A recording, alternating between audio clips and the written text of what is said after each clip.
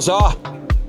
Alex, good to meet you again. We're in Chongqing, China. Yes, my hometown. So much to talk about. Geopolitics, man. Sure, what sure. a hot topic. You cannot escape it. It's infective. It gets into the body. Yes. So tell me, you're here in China. You've been away for a while. Yep. Your thoughts? It's amazing. It's everything got better. Every time I come back to Chongqing, it's like I'm coming back to a different city. The infrastructure has changed.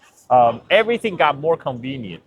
I'm still learning the new ways how things even become more convenient. I was telling you, I came to Chongqing. I thought I got it all figured out. I'm Chinese. I know I can read and write. And I went to the Chongqing metro. I'm like, okay, I know how to navigate this thing. I went to the ticketing machine. I pick out the destination, and it tells me how much it costs. And it's okay. I whip out my Alipay, scan it, pay the amount, get a plastic card so I can swipe in. I was very proud of myself. And then a couple of days ago, I met with Daniel Dumbre, Yes. a good old friend who's a Chongqing local resident. And he's like, look, just give me your phone. Here. Just open your Alipay, select your city, Chongqing. Okay.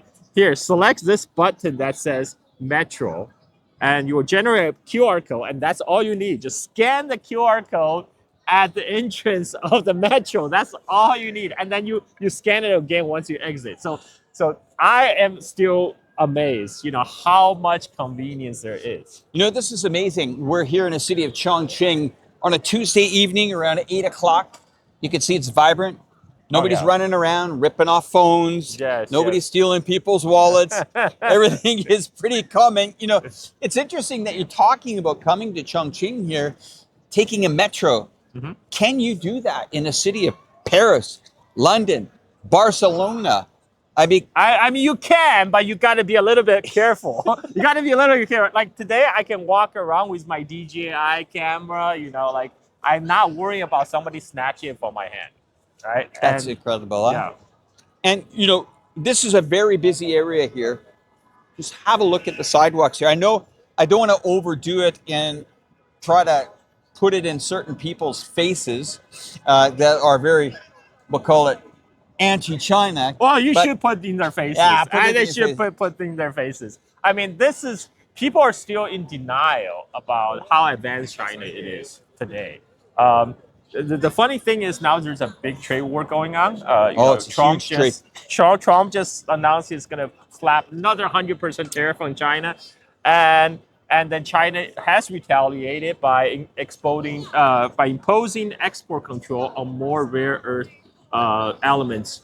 So now they're all panicking. But here on the street in Chongqing, everyone is just going through their lives. They're in their lane. Yeah, they're unbothered, completely unbothered. And I think the thing that people, you see, we have this mentality in North America.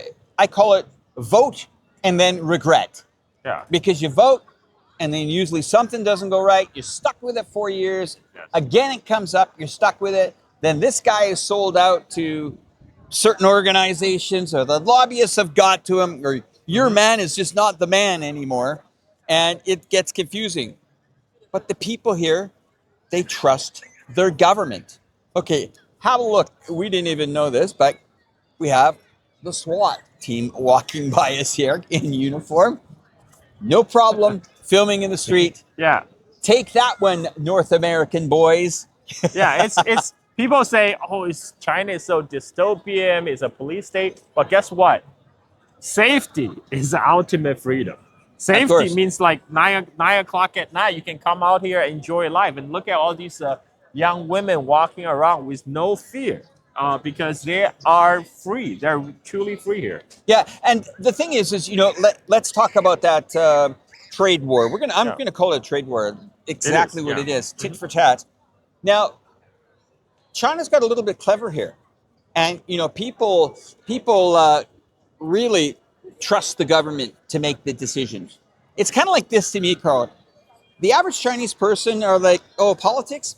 Okay, we can talk about it, but you know what? Let's let all the decisions of the big stuff go upstairs and let them deal with it.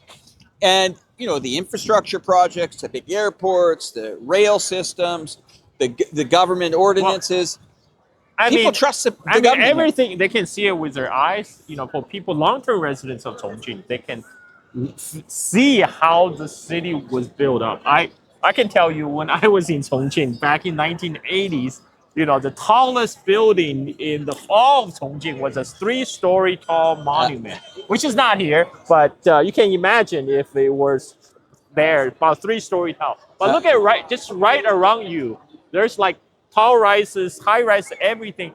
Everything was built after 1990, and things are continually to improve.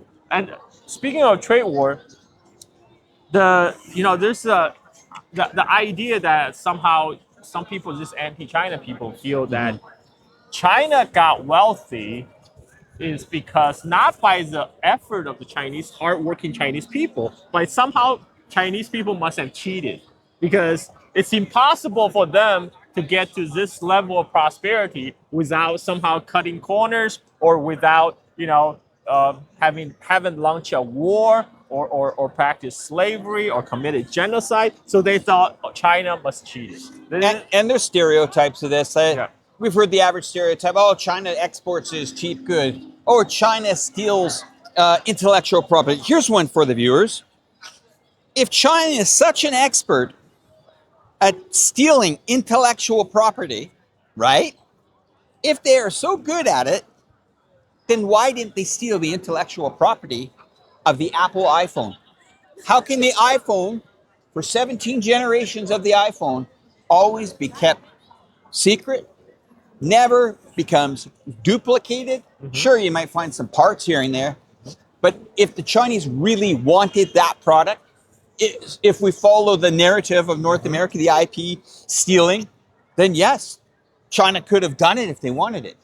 But they have their own brands. That's right. They got Huawei. They got Oppo. They got Xiaomi. Completely different technology. Absolutely. And, that's even with their backs against the wall. Another thing that I want to cover is we saw that start with tariffs. Now it's starting with rare earth.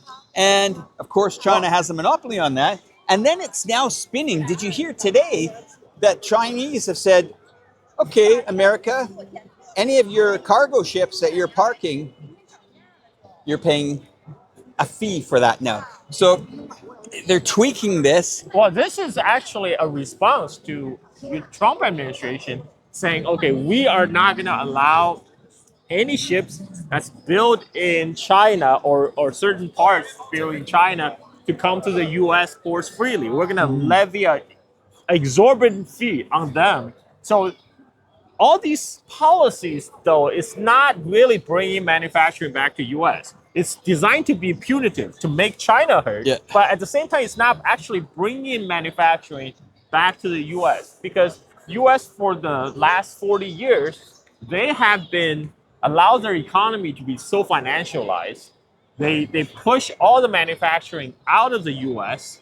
And then this is a result. And the result is they are losing the human capital. They're all entire generations of people who knew how to build stuff are now retired, and they have not trained the youngest. Whereas China, they graduate millions of engineers every year, millions of STEM graduates. And this is where the true success of China comes from, because they invested in their own population.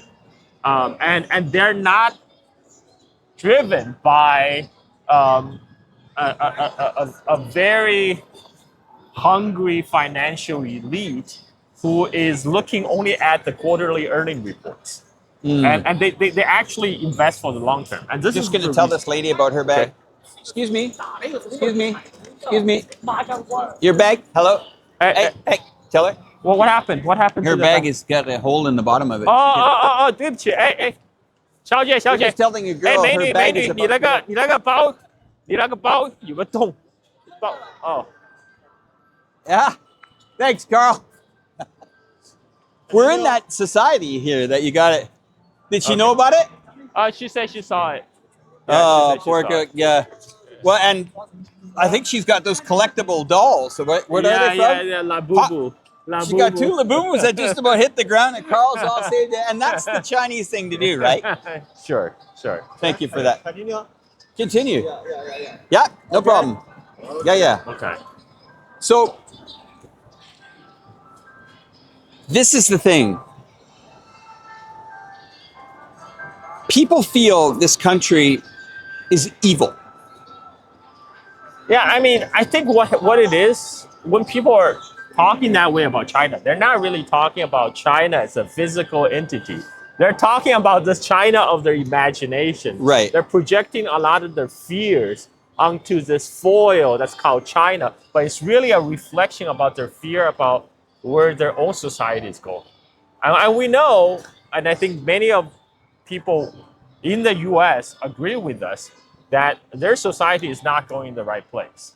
And this is the whole reason Trump got elected, because Trump promised change. This is how Obama got elected, because he promised change. And yet here we are. But the people are angry because they're angry that their government is not actually delivering. And so when they see all this in China, the anger got misdirected toward China, because they somehow think China is responsible for their own misery. All these Chinese people here, they couldn't care less. I mean, they're enjoying their own lives here. They're not thinking about bringing down the United States, bringing down the West. I mean, that couldn't be further from their mind, right? I mean, so this is I encourage all people to come visit China, even the people who hate China. At least you will understand what you hate about.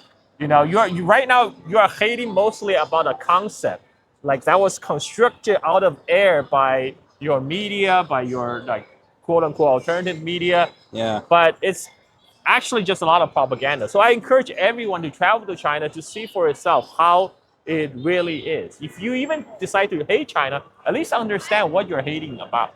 And there's a big misunderstanding because of this word communist.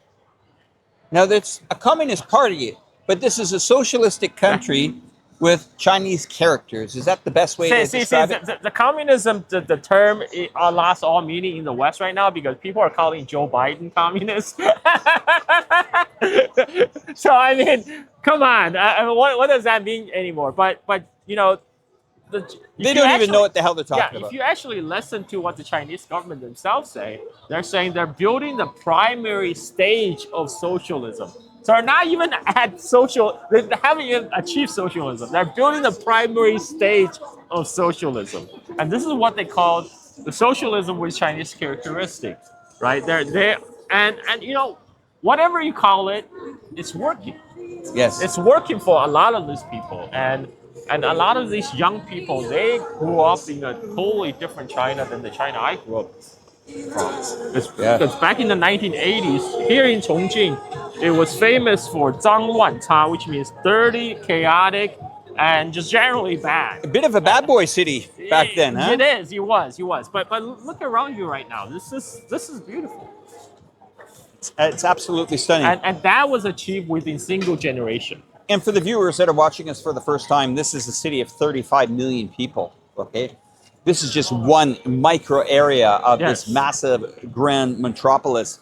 And, Chongqing really came to getting the love and attention it needed, because it's a very pivotal part of, the economic engine here now in China. Of course, it's got new energy vehicles. Big companies like BYD are positioning their battery factory here, CATL. Did you know that 50%? Did you know that 50% of the world's laptop is made in here? Yes. 50%. And there is a train that goes from here. It's called the 0 kilometer. Yes. The starting point of the rail that goes all the way across and ends in Germany. Yes. That for the Europeans, this is where you're getting your laptop from. Your laptops are made right here. And, that's the exciting part about it, because even the young generation know that the Yangtze River economics, the Yangtze economic belt, the International Land Sea Trade Corridor, the Chengdu-Chongqing Economic Corridor, the Belt and Road Initiative, the BRI, all these logistical engines of China are coming either from rail. Mm-hmm. The Yangtze is a powerful river for economies, right? Yes. So lots of stuff is being shipped down there. And through the International Land Sea Trade Corridor, Southeast Asia is booming and benefiting Yep. from this. Now, that ILSTC that I just mentioned, it used to have to get on a cargo ship or go down to Thailand or something like that. So it's not about China taking. It's actually other nations that want to sell into China. Look at the market for the Thais that are, shipping durians into this country. I would never imagine my first time eating mangosteen was in Chongqing. How was it? It was mangosteen shipped from Southeast Asia. And today, the largest trading partner of China is actually no longer United States. Being Chinese, you must be proud of what your country has accomplished. Of course. And to see that, how did I get here? How did I understand China? How did I get to a city of Chongqing, especially at my age? Please tell. It started back in, I would say, the late 1990s. Really? I was watching the handover of Hong Kong, and that caught my imagination. So I decided to travel, and I came back. It's okay, don't worry. They're in their own zone. And I visited Hong Kong, and then I saw that there's a trade fair going on. I thought, what is this trade fair going on? So we heard that we could go across the border to mainland. Yes. And it was a little bit different than, this was like 20 years ago. Yeah. But they managed to give us, I think it was a 3-day visa, something like that. I'm not sure. We got it on arrival there. Okay. This is before websites were really booming. Yeah. E-commerce was starting to get fired up. And everybody said, e-commerce? You like electronics? I go, yeah, you should go to Shenzhen. In fact, you should go to this thing called the Canton Fair. So it was that long ago they already had the Canton Fair. Yeah, back in the 90s. Canton Fair is, it's the 138th this year. Wow. Now you divide that by 2 because it's twice a year. Okay. So I think in 1950 or 7 or maybe 60. Wow. Don't quote me on that, but I'm pretty close to that, guys. Do the math, 138 divided by 2 from 2025, and then you'll get the number. Yeah. But I walked into that fair, my feet just stopped dead tracked, and I said, uh-oh, we don't have this. We don't have this sales capacity. And you would drive forever. Warehouse, factory, workshop, manufacturer, everything that you could imagine, electronic shirts. And we have this built up thing. And this is to the viewers. This was even back in the late 1990s. Yes, of course. Yeah. And that's initially what started my import-export business. We made relationships with some of the sellers there. They instantly wanted to make relationships. Buy it, export it, sell it into our country because, in fact, we couldn't sell these items, we couldn't buy these items in our country because they weren't manufactured there. Now, there's this built-up stereotype that China produces cheap quality stuff. Fair comment, but I'm just going to look behind us here and in front of us, and I will see Huawei products. I will see DJI stores in this mall here. We will see so many brands that have been established here in China now, and even Luckin Coffee for all you New Yorkers. We know you're loving it. It's down in Brooklyn as we speak. But where I'm going with this is it's a product. Who now purchases a lot of these products? Well, you got to look at the trade war, what Carl was just talking about. The Americans import a lot of this, okay? They import it. They pay the tariffs. They pay the tax on it. I'm calling it a tax. It's not the Chinese. So now what's going to probably happen is the Americans will want to cut the corners on these items. And here's where we get to the Chinese make cheap products. America will go over there when things are good or things are great, and they'll say, okay, I have this glass and I want to pay 50 cents for this glass.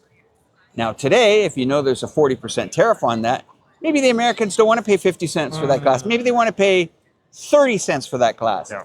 So the quality is going to be a little bit thinner, might not be as reliable. You get what you pay for. You get what you pay for. And when people say, Chinese, they just make cheap stuff. They manufacture iPhones here. They make what you specify. You send the specification to the Chinese manufacturer. They will manufacture to your specification. If your specification is cheap and brittle, and that's what they're gonna make. I'll give you an example, like terrible example, but I'm gonna give it to you. You go to a grocery store, and I mean, this is the funniest thing that people buy all the time. They buy tissue or they buy toilet paper, Sure. you know, when the pandemics are going. But people shop around for the price of toilet paper. Right. They squeeze the package. They think, well, this one's $5. This one's $4, and Right. I'm okay with the 3, even though there's 2 and 1.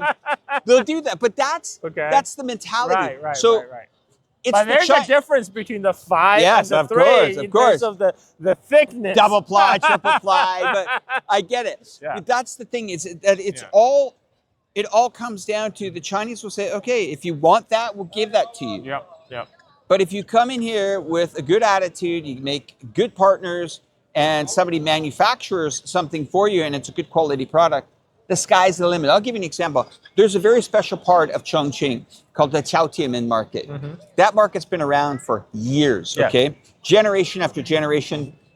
Kids, parents still bring their kids there, and the kids that were, blah, blah, blah, even younger, the whole family comes. Sure. So that has survived Taobao. Wow. And that says a lot, that if there's still these streets where you can get to the mom and pop shops that are selling the running shoes that were made in Guangzhou or made in Zhuhai or somewhere like that, it makes a difference. And all you have to do is walk out of the front entrance of those stores into the back, and you'll see the back alleys completely 10, 15 meters high of boxes made in China, from, Suzhou, from Shenzhen, from Guangzhou, and they're just coming down the logistic lines. And these are traders making a bit of money. And this is commerce. This is a country that likes to spend. Yeah. And what we're witnessing here is, you'll see a lot of these buildings, how they're lit up, right? And people say, this is light pollution. Light pollution. Overcapacity light pollution, right? Yeah. Now, I did a documentary recently called Chongqing Lights on how the city lights work together, how they're all synchronized, the skyscrapers, how they all talk to each other. You think, well, how does that building know to put the flying eagle that goes across 10 buildings across the city? It's all synchronized by the municipalities and these little districts. But what I found the most unique part about it is, I said, why is there so much attention put on these lights? You might wonder, is it to show off? Is it to make these buildings? Is it just advertising? I'll give you a hint. It's the nighttime economy. That's what's driving people here. You look at the bridges in Chongqing. We'll put a clip in right now. These are packed, so packed over the holidays, they have to shut them off from cars. But this is what China wants. They want an economy that doesn't go to sleep. Yeah. Money never sleeps. Yeah. And they want it to go on from 6 a.m., 5 a.m. in the morning, all the way and all night. It's safe. Look, there's little kids still playing around here. It's what, like after 9 o'clock, and it's so safe, and people bring their kids. 20 after 9. Yeah. Carl, so let's wind this up here. Let's wind this part up here. And I know you got a busy schedule this week. You're going to be, you met Daniel Dunbrill. Got some content coming out from Daniel Dunbrill. What can we see on Carl Zaw's channel? Well, I'm putting together a travel log of my travel through China this time, because I spent a good month in China, from Shanghai to the desert of Xinjiang, and now back to my hometown of Chongqing. There's a lot, I have a lot of footages. It's going to take me some time to edit through, put it all together, but I'm going to put together a travel log through China, from the bright lights of Shanghai and Chongqing to the most isolated desert village in Xinjiang. And you can look forward to that. Wow, so you're going home with pockets full of memory sticks. And you're going to get down to the editing, huh? Yes. This is a little bit different for your channel, right? Like, this is a different style for you. Yeah. And I think, the viewers are going to love to see you back in your motherland and enjoying it. Yes. How's the family enjoyed it? As I was telling the people earlier, I asked my son, my 4-year-old, because really this is a trip for him. Right. Because I want him to get to know his Chinese roots. and I asked him, "Do you like China?" And he said, "Yeah. Why are there so many yummy food here?" So I'm already planting seeds. I want him to have that motivation to learn Wow. Chinese, to learn about Chinese culture, and to learn about his roots because China is the future. And even if he may just grow up in Indonesia, in Bali, it's been connected with the Belt and Road Initiative. Knowing Chinese, Indonesian, and English, the sky is the limit. And there's a lot of China outside of China. Yes. It's amazing. And I also want to thank you, Carl, for, your contribution to many conversations that we've had together online, whether they're through our live streams, and I hope we're going to ramp those up in the future here. But it's important to have the voice of reason like you. Sure. You're a pretty smart, intellectual guy. I call him the walking encyclopedia. But it's good to have someone like you in the corner of a nation that has been under attack, viciously under attack, economically under attack from many nations around the world. I would say one of the most misunderstood countries on the globe. But I'm going to tell you, in the last 15 minutes, just standing here, every person that is either walked past us, every second or third person walks past, either looks and smiles.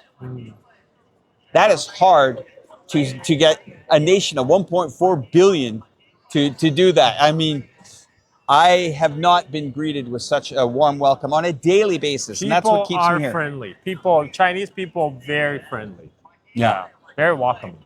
Well, everybody, we will put the description for Carl Zaw in the bottom there, and I'm going to step off here and let Carl do his outro because he might want his own style of video, but we're gonna collab on one video.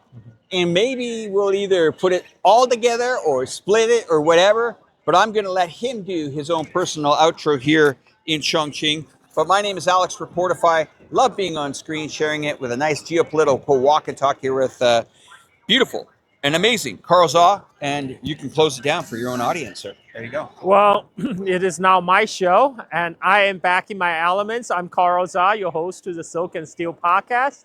I talk everything China, history, pop culture, and politics. And I'm just ecstatic that I can do this from my hometown, Chongqing, the place where I grew up, and show you the changes that it is, so how Chongqing looks like in 2025. So check out my channel, my YouTube channel, Carl Zaw, and I am also a prolific ship poster online. You can check it out on X, it's Carl Zaw. And make sure you hit that follow button. Thank you very much. And I will see you again soon.